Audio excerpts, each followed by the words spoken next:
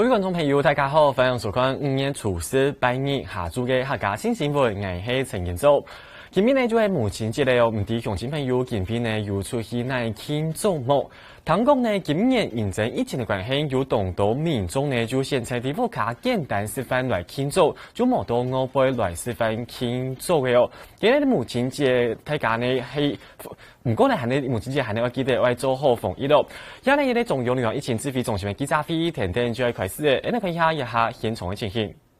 今天我们的记者会还是由陈指挥官来亲自来主持啊，另外我们的副指挥官以及我们专家咨询小组的张召集人，同时也在啊，在我右手侧是我们社区防治组的庄振祥庄部组长。那现在就请我们指挥官跟大家报告一下我们一天工作的一个情形。好，各位记者女士先生，大家好哈。那今天跟大家报告我们今天没有新增的病例没有新增的病例。那累计366人解隔离366人解隔离。那今天这也是母亲节那我们大概借这个28个本土灵那献给全天下的母亲希望大家因为这样子大家能够更安心。那今天能够达成28日的本土零确诊但是我们仍然不可以掉以轻心那例行防疫新生活是能够维持或迈向我们更安全的生活的一步。那整个这个成果我真的是要整个今天早上也在思考就是说这样的一个成果，其实我觉得应该是要归功于整个台湾我们整体居住在台湾这里的人，不管是本国人外国人大家都非常的努力，而且我们都是有智慧的。那全民呢力行，以前我就常在讲，就是说我们要把它做利人利己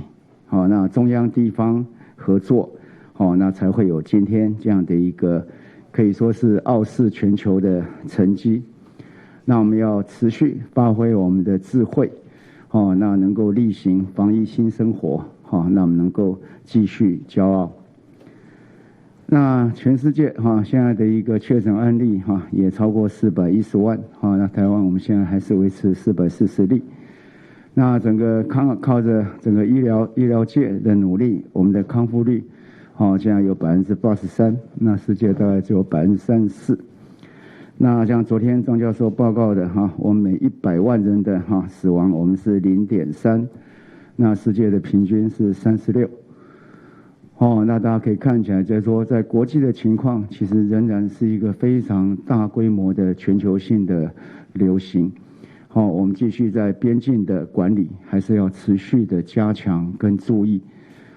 那在国内例行防疫新生活，大家能够乐活防疫让我们在这样的一个乐活防疫的生活环境里面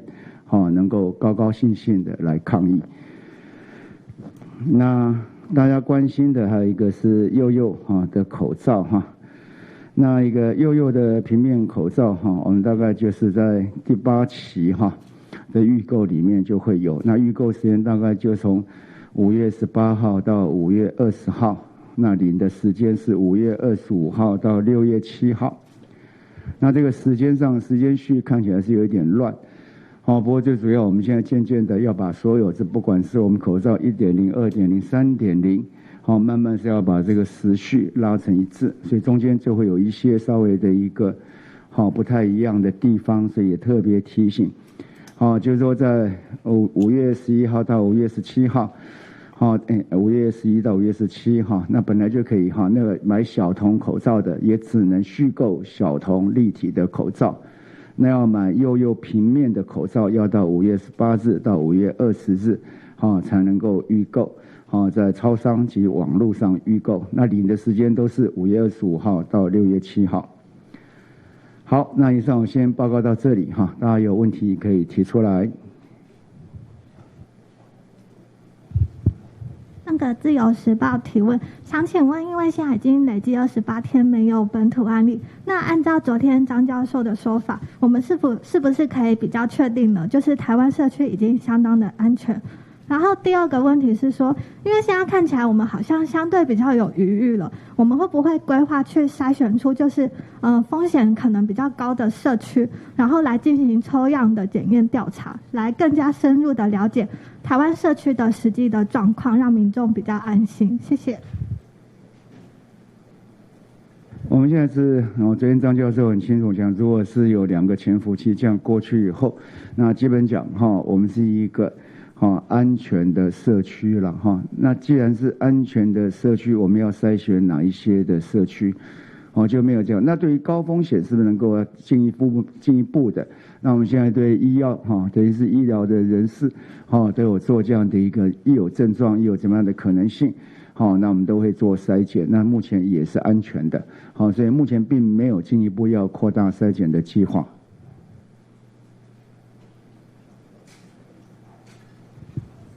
中国时报，部长想请教一下，就是刚好提到说今天是28天零确诊，那就是已经过了2个潜伏期，是不是可以比照，例如说我们在登革热防疫的时候，在过了2个潜伏期的时候，就是去宣布解除所谓的本土疫情，会有这样子的规划吗？那第二个问题是，接下来我们距离总统就职大典时间已经近了，那我们在举办这样的所谓的大型活动，或者说针对总统就职大典，有没有比较相关的一些办理的指引或是办法？那最后一个问题是，我想问，现在敦睦舰队的之前住院的那些官兵，现在已经都出院了吗？谢谢。敦睦舰队，我们的有一部分的出院，但没有全部，没有那么快了虽然他们身体还不错状况也都很稳定，不过出院，因为我们要3采阴嘛光是3采阴这样的程序就要有一点时间。然后第二个，我们大概在目前来讲还不会，因为像登革热的时候，它大概是不是一个全世界都在这样的一个发生的情况，所以在一个境外的情况仍然严峻的时候，那我们还是要严守。那至于就相关的一些活动人数的放宽，那这都会持续进行。然后讲，如果这几天更稳定的话，那我们也会建议在总统在就职典礼的人数上面可以稍微放宽一些。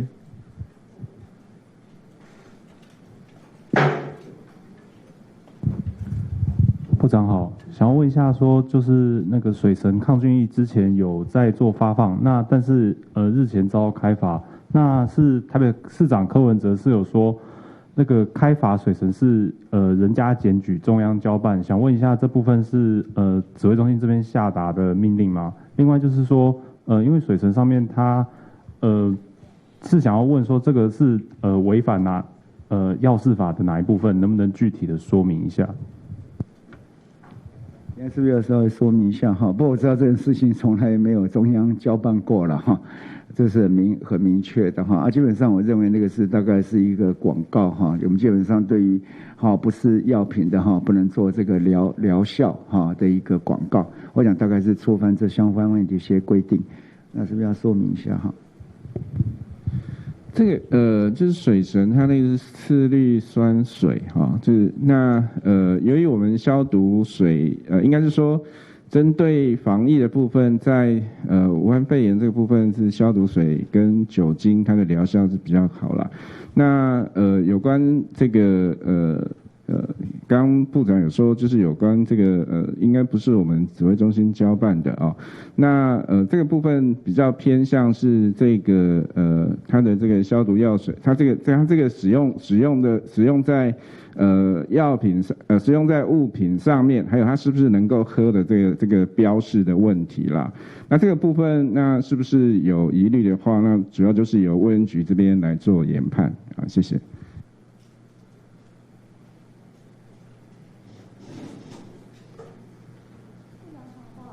我是华视的，想请教一下，那个今天早上有提到那个急难纾困的部分，想要请教其他6都整个县市的送件的状况。那现在卫福部的同仁是还在加班当中进行吗？谢谢。对，我们昨天大概到了100多人，那今天早上到，我知道有100人在部里加班，那其他的没有人送了，因为其他6都知道，就是说还是照着以前急难纾困的一些方式在持续的办理。好，那我们还是清楚的建议，就是说在地方如果在审查上面没有困难、没有异议的，那不需要再送到这地方来嘛，哈。那个如果有异议的哈，需要我们中央来帮忙解释或帮忙来做诠释的，那当然送到这边我们会来办理。所以我们目前会有一个统计的数量吗？大概我们现在有送过，大概好像是新北市的9000多份，然后再加上好像花莲市的300份。好，那花莲市再300份再送来实在是没有必要了哈，300份好。不过我想我们看看那案件到底怎么样，是有异议或怎么样。不好意思 ，TVBS 提问，想请问纾困方案的问题，因为今天台北市长柯文哲也认为说，中央命令对地方政府来讲有点困难，因为不管是台北还是新北，都说这个财税资料顶多只能调到去年，今年的根本抓不到。那他们遇到像这样子的问题卡关，请问一下有什么样子的解决办法吗？那第二题想请教一下，因为今天新北市长侯友宜上午也有提到说，以后他们新北都会自己审，并且请同仁从宽认定，从礼拜一开始，他们就是只要合格就发钱。想请问指挥中心这边怎么看？谢谢。对，当然本来就是合格就发钱嘛，因为经费早就已经拨到地方去了。那合格了你不发钱要等什么？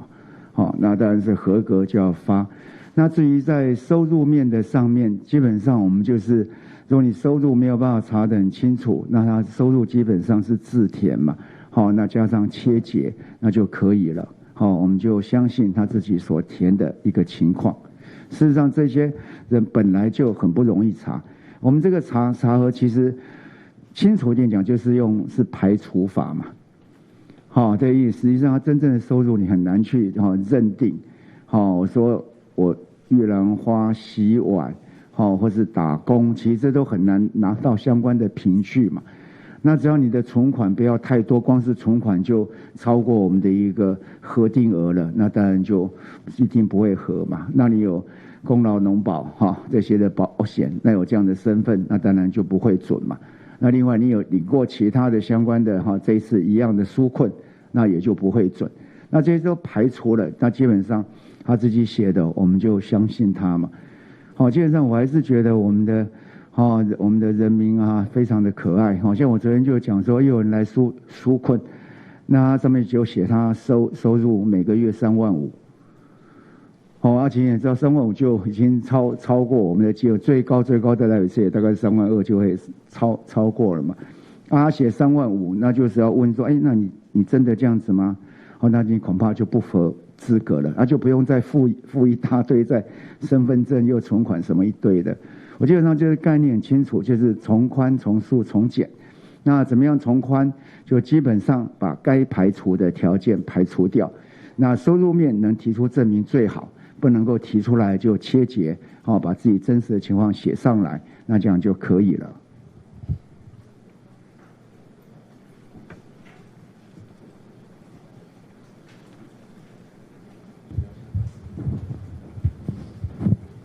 部长好，环宇新闻提问，就说现在疫情已经趋缓了，那就对于说酒店啊、舞厅这种8大行业，就市长柯文哲有反映说，就如果这样要不要解禁的决定权交给中央的话，有点不负责任。那再来就是说，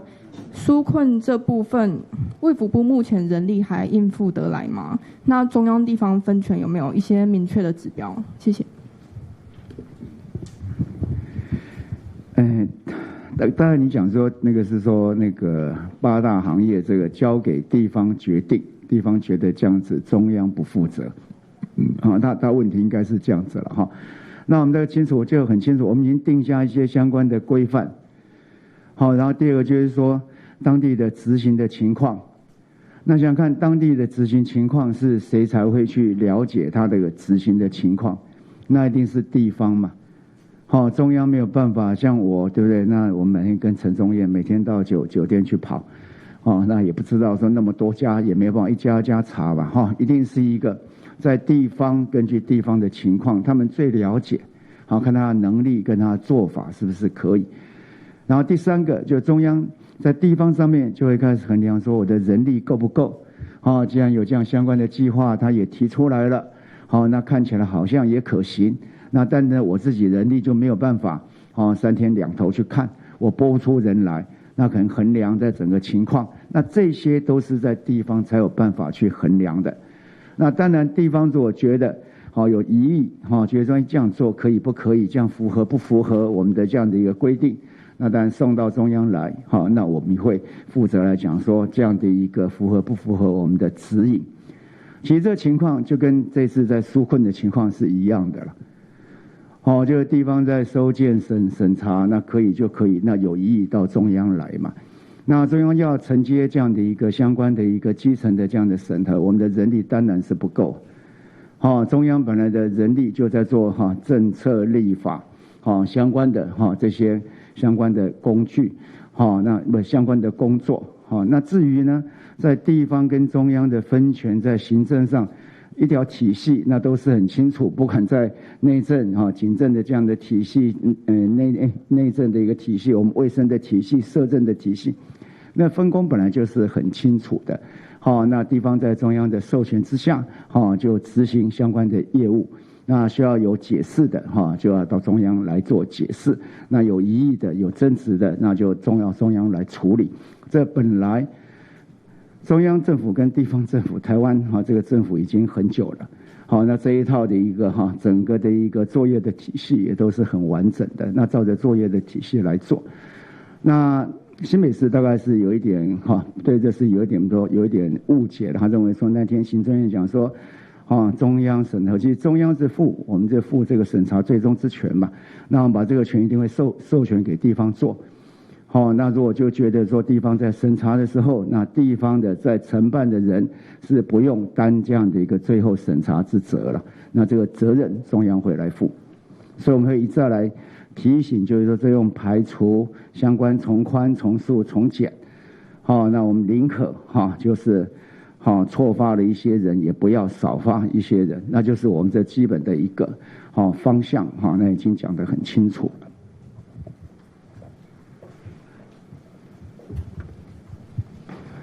这边是东森新闻，还是想要先问一下部长，那像台北市长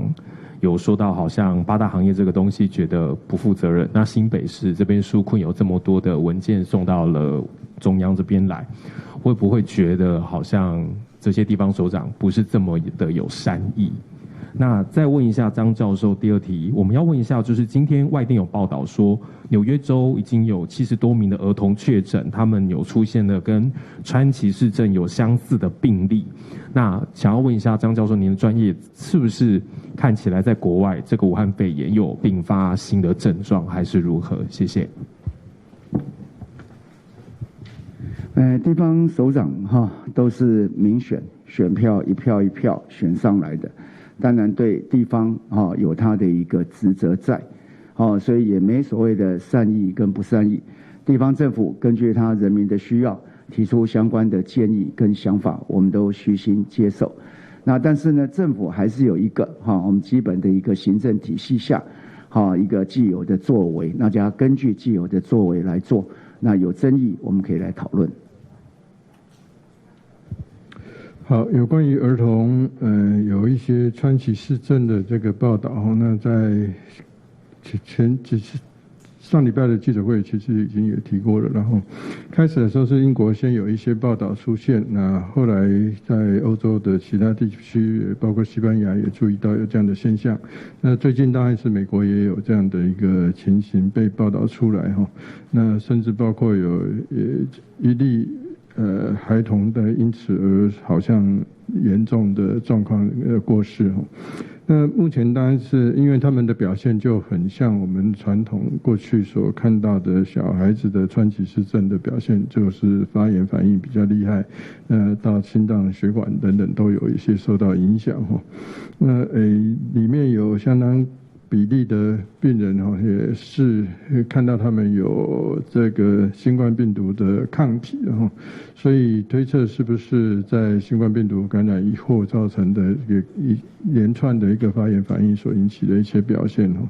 那这个我之前也提过，那确实在这几个国家看到这样的一个状况以后，那也需要有更多的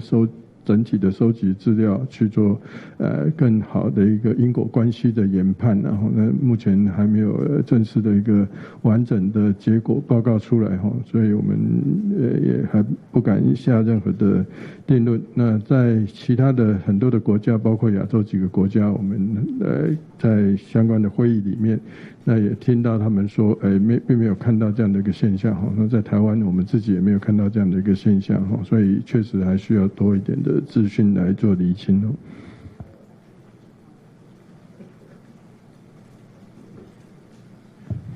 好，今天是母亲节，我们绝对不能超过半个钟头哈。好，那就2个哈，最后2位哈。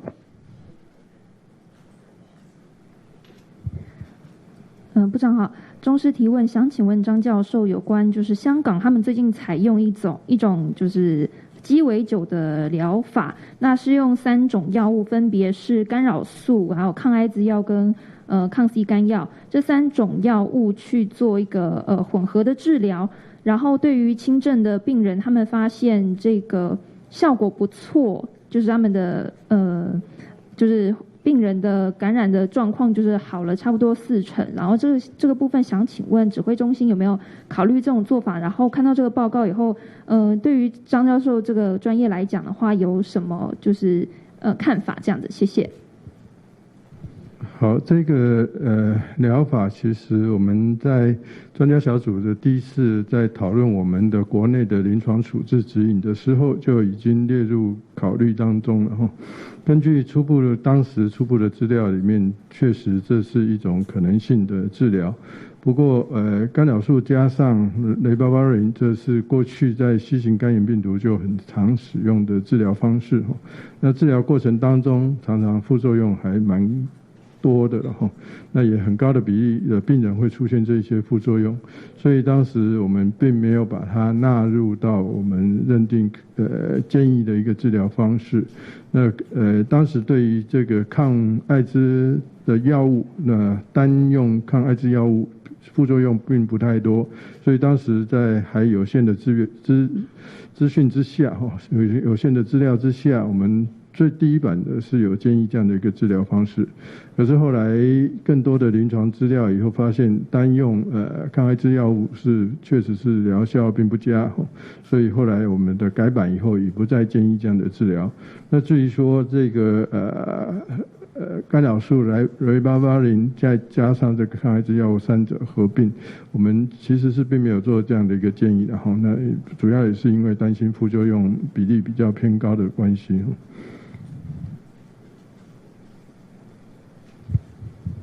指挥官好，中天提问，因为这个新加坡那边有一个认证计划，就像是旅游业啊，如果遵照一些标志去，比方说去清洁场所，就会拿到一个认证的标章，然后让消费者可以使用的更安心，或者去玩的更开心这样。所以想请教我们指挥中心有考虑像这样的做法吗？那对于这个旅游业有打算要制定什么样的一个防疫准则，就是针对消费者的部分？以上，谢谢。我们持续都朝这方面在做准备，那未来我们也希望在餐饮业里面能够推出这个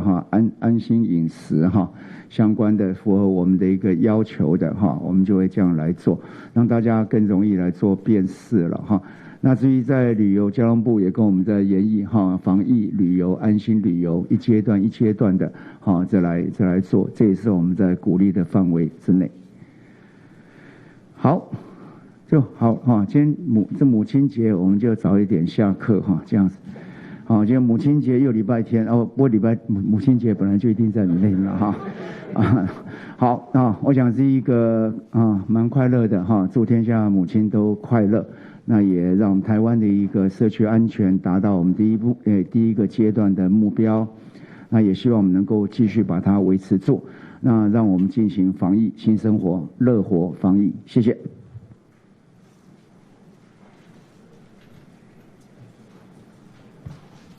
福建边呢，中央流行疫情指挥中心的记者会系当准时2点就开始哦。该个记者会进行时间差不多将25分钟。该指挥官陈时中呢，记就讲社会讲认真检比的系母亲节，一个记者会时间相对总得超过半点钟。其实呢，唔单像安尼，一个记者会会进行时间会按急，清楚要求认真讲，也系报台湾疫情真见同分天。台湾检比呢，有希望靠真呢，每几件系连等28日，台湾呢都出现一类本土嘅新增加嘅病例，就指挥中心嘅统计，夜下呢台湾嘅确诊人数呢，还系维持伫443人。韩国呢一类接触隔离嘅民众，夜下人数呢系继续伫增加，已经有差唔多83名一类患者已经解除隔离哦。今年指挥官陈时中就同大家讲到，其实呢一类世界方一类好起来呢，就会讲解除隔离嘅比例呢，差唔多呢系34%，喺台湾呢比例係83%，按個嘅比例呢就表示整件台灣啲防疫也部分係整件都動好，而係有關檢比關於疫情部分，然後呢我同大家來做提醒嘅，就假使屋企有成年嘅家長就要注意，也嚟講4歲以下嘅成年呢平面這樣嘅，而且先前呢就同多民眾反映講東南亞，嗰種呢指揮中心就宣布嘅成年嘅這樣嘅，對5月18個月就開放本年來租戶呢，故所呢，隔離屋企有成年嘅民眾就要特別來注意，嘅係有關檢比關於疫情嘅情形消息。下來呢，我再過來看到呢，就講檢比係母親節咧，韓國天時真件係非常嘅好，可能呢有當到民眾出去留了，因為檢比呢要出去要注意乜嘢，除一個天時真件動嘢咯。將來家下看呢嘅南條嘅片檢比嘅前個分已經來到40圖案高嘅按年嘅天時呢，真件上大家呢要記得呢要做好防曬，韓國要記得加濕掉滾水，跟住呢要注意身體隱患呢，未要注意要做好防疫。雖然講呢，一下台灣的疫情有卡翻呢，唔過呢啲前幾年嘅時節，真係看到呢有當多民眾呢就去到街路上準備利用28日母親節連續2日，準備呢要去旺街，尤其呢啲早晨嘅時節，啲屏東嘅灣萬鴉片有一個豬腳節，有當多民眾就等要排隊咧準備要去買豬腳哦。唔過呢啲現場就發現有民眾夾到啲排隊嘅時節，都冇帶定最後呢，未冇保持嘅社交距離，故上呢提倡大家呢，有啲防疫期間還係記得大家呢防疫還係要記得做好。我哋看一下啲早晨嘅時節啲屏東嘅片嘅情形。台路上東東人同齊，屏東慢慢做個嘅交通通識，得建築橋點我為到人排到衝，認真傳統秀，家族嘢乜嘢為啲語言賣足夠本日為添貨數。韓國母親節早晨5點檔就有人來排隊咧，條架7點開始早晨裡無限期差。排到現在快1小時了。對啊，剛剛前面來應該差不多有60-70個人吧。往年都還有那個 double 增長。對，因為我們來做10幾年了吼，沒有看過這種盛潮。桃園外電1點鐘就買到排隊咧，結果冇辦法維持社交安全距離，有啲民眾還唔戴遮咩。畢竟我們都有戴口罩，只是我真的是忘記戴而已。不然的話是覺得疫情都最近都零確診了 ，OK 啦。我覺得我還好了哈，就是自己怕熱啊。有人入夜就唔戴遮咩，有人認為台灣幾件疫情日冇本土病例，就卡唔驚嘅。唔過為了防疫，早晨10點警方開始不准採再個試驗器。今天分局就會特別規劃交通管制的時段跟路段，沿着主角街跟商家及民眾做防疫的宣導。適當做時間，衛生單位咪同警方加強防疫宣導，呼籲民眾天在戴遮咩。交通管制慢慢繼續到安部28點。記者彭基村陳慶坤屏東報道。人家呢啲新聞都紅呢，這裡看到有民眾呢係反映講，已經檢比天時實在係停熱了。故說呢啲排列嘅時間呢是真見嘅咧，這一面呢係冇辦法來帶嘅，認真真見停熱咧。故說呢唔過呢係呢提倡太高，最講呢雖然講一下台灣嘅疫情已經有卡跌咧，唔過呢指揮官陳時中家還未有同大家來呼籲，最講呢一下呢係政府要來推行一個防疫新生活，希望呢用大家呢用較強鬆嘅態度來做好防疫。唔係大家就唔試做哦，現在呢國外疫情還係咁嚴重，希望呢大家呢係呢盡量讓自家呢留保護好來呢，唔好呢這個造成嘅疫情再個扯開來。好，然之後呢，我我来关心的就是讲下一部分呢，众多民众就请关心的纾困的问题。先前呢，政府宣布呢，为抗贷纾困过后呢，有众多民众就暂定外去申请的，就造成呢，也个地方政府有暗用纾困治乱的问题。其中呢，就是讲已经有众多民众也都去申请时节，係唔了解相關的規定哦，就連地方政府也都按用來做，也都其實呢，沒冇買清楚。第8嘅時節嘅新北市政府啊，就差唔多留數多嘅資料，差唔多呢會有規範分哦，有9000人分，按用資料做先都落也都送到衛福部嘅片去嘅。故種呢就造成衛福部嘅人員第8、6禮拜，咪就係第28日目前節連續2日，係會來加班來處理相關嘅資料嘅。向其他地方政府嘅針對一條紓困資料運用來處理咯，其實大家意見沒冇買相用。來看 N 新聞報道。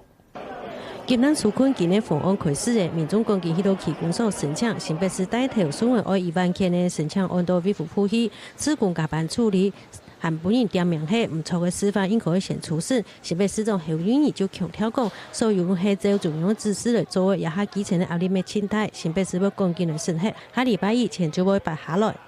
所以昨天衛福部長這樣一說，地方能審的就趕快審，趕快發送。所以我禮拜1一定會快速的發送給審定資格通過及需要的市民們。侯友宜講，民眾送件大體攏係切結數為主，法律建議而其他負責對呀。特別是從口分在爭議為新北市送件的做法有一些冇在衛福部來做，其他感染過慢啦發現有問題也在送到中央審查。新北市那個做法，我也覺得太，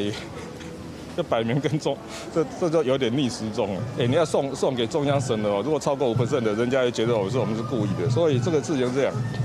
台北市連可慢個1天2天才發給大家錢哦，但是我們能做盡量做。不過對酒店舞台某個時間再開放，中央講地方做得其他來評估，可分在曬批評講中央唔負責任，佢係注重開放嘅，詳細情形而等逢一會議還要再寫鋪。我非常清楚，這是典型的不想負責任啊，因為下令關容易，要下令開，你知道大家都不敢負責任。但是其他人都說，這個就是在陷害你了。人家其他5都沒有一個敢開放，你要開放。嗰份就認為喺前年27日台灣都冇本土嘅案例，應該做得幾檢嘅，韓國其他5都也下係個偏向暫時唔開放。新北市10月將會先開放，從州機構親自發通嘅場所，其他所在後再討論，記者歡迎林志堅、車啟文綜合報道。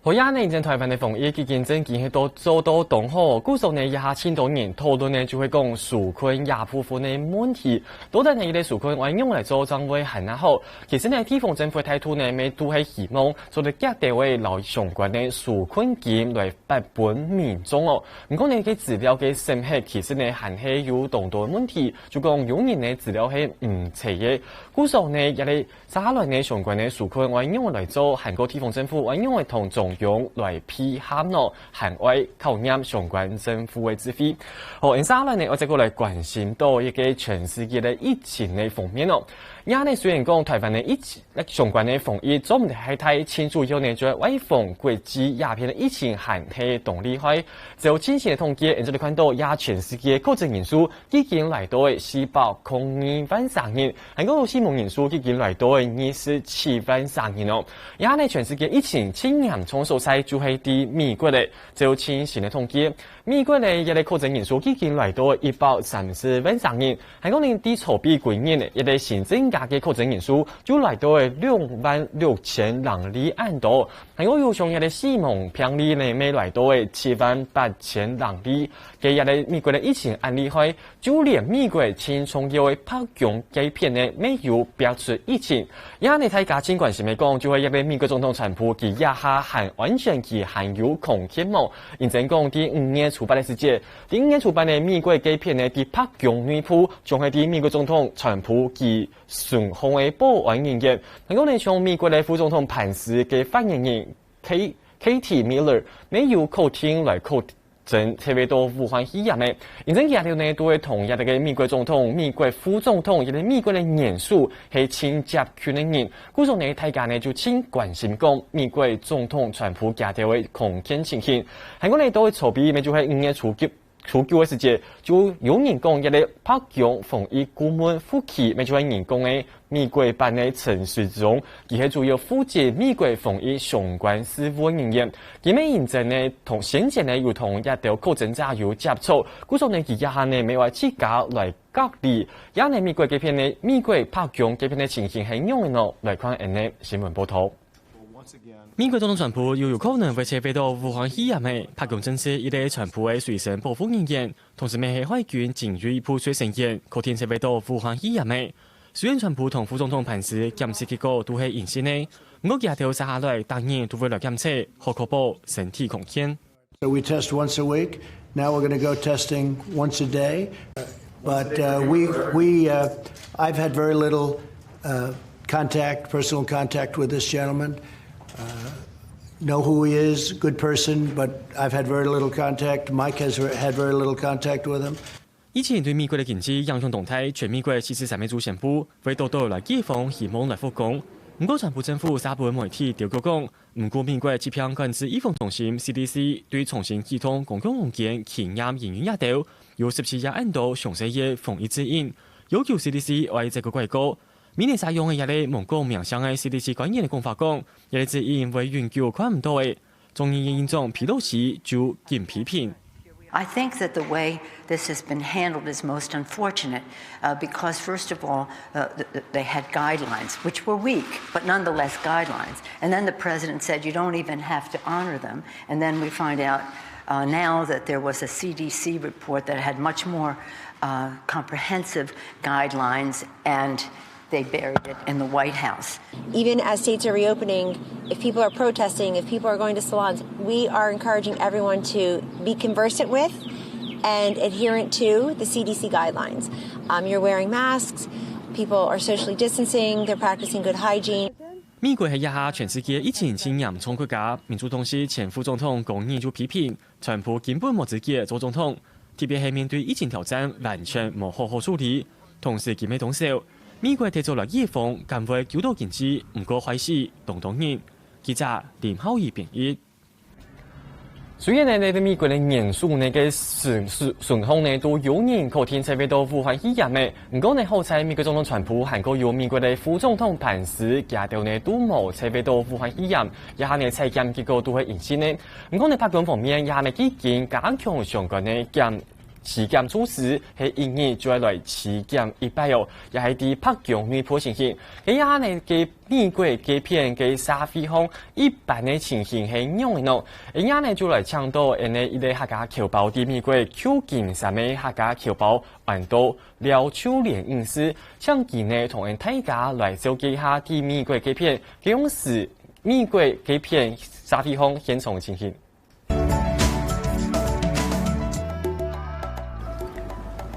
禮拜遇到了新冠狀病毒的大流行，兩岸政府規定人民不可在家避疫，出門呢一定要戴嘴笠，人跟人的社交距離呢，一定要隔開6尺的距離，甚至有超過10個人的聚會，所以當到發通呢都已經停止，尤其我去高飛做禮拜的，從下街到邊度的無卡視訊，上超級市場買東西的，因為佢限制人數入超級市場，為了安全，佢冇人去空下，所以呢，限制人數冇辦法排隊，買到東西又冇辦法等了差唔多至少40分鐘，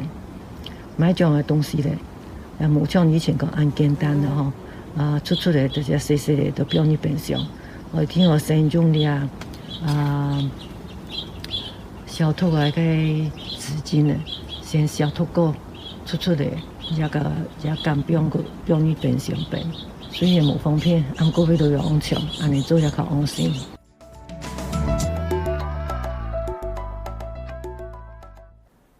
非常感谢美国的廖秋莲医师同大家带来的美国嘅片的情形观察。今日对于廖秋莲医师嘅讲法内容都方呢，因做了谈到，其实呢美国嘅片呢，虽然讲一下呢，已经开始准备为重新启动经济嘅，不过呢啲防疫大部分还係做到当好。新主要呢就講啲壓力民眾出現時間呢，還係愛戴最美，嘅民眾是非每種地超過13日，其實呢還係大家出現時間呢有動多限制哦。新主要呢就講一陣一下呢美國喺全世界疫情前30個國家，故種呢政府未動啥忙呢，希望為了一個疫情控制下來，未希望呢大家呢盡量來配合。